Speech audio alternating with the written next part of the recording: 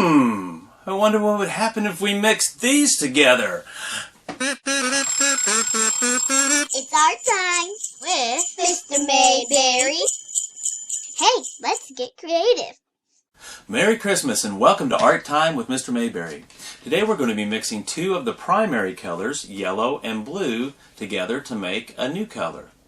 So let's see what we get. It's time to make a color. Okay, today we're mixing two colors to get a third color. We're mixing yellow and blue and see what we get. Before you start, you might want to be wearing a paint shirt or an apron to make sure you don't get paint on your clothes. You'll want to put down a piece of paper to protect the work surface.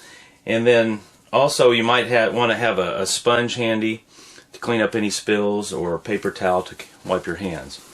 We're just using a regular foam brush today. I like this kind of a brush just because it's a good size to handle and it can cover a larger area, and that's kind of what we're doing today.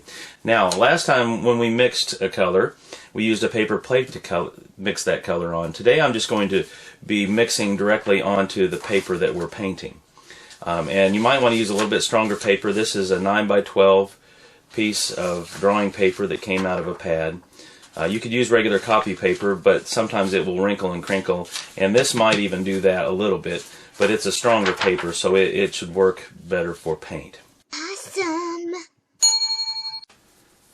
It's good to put your name on the back of your paper before you start. That way when you have paint on it, you don't have to turn it over and get the paint on the table when you write your name. We're using yellow and blue today, so let's start by putting paint onto our paper. Oops. Have to be careful with paint. You can make pretty good spills with it if you're not careful. I just a little bit shot out there when I just tipped this over, so you have to be careful. It's a good thing I protected the work surface.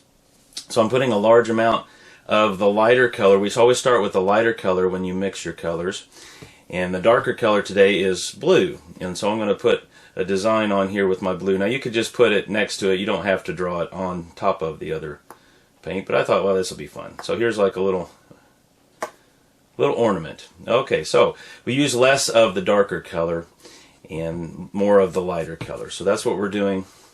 And now let's go ahead and mix our colors together and see what we get. So I'm just going to kind of mix them. I'm working on directly on the paper today, so that's a little different than we did before. And I mixed a large amount. This may be more than what I needed, but I think it'll be a good amount for this size paper.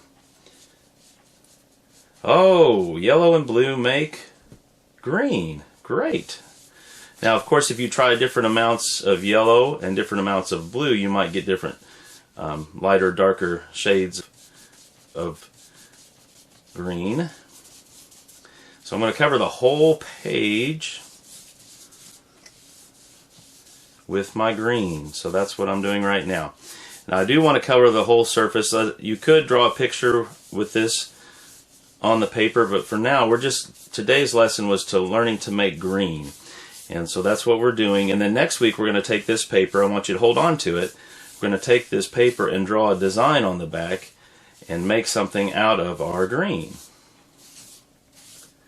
Just about so it looks like this is going to look like a large amount to start with, but this is going to be about the right amount to fill the paper, and so that's good.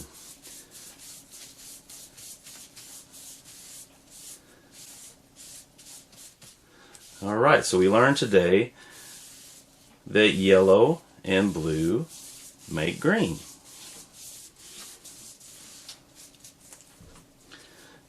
Alright, so there's our green. Hold on to your paper, let it dry, and next week we will use that green paper and turn it into something else. Well, that was fun. Don't forget to keep your paper. We'll need it for next week's project. If you'd like some art homework, teach someone else how to make green. Well, thanks for coming to art class, and I'll see you next time. Goodbye, Mr. Mayberry.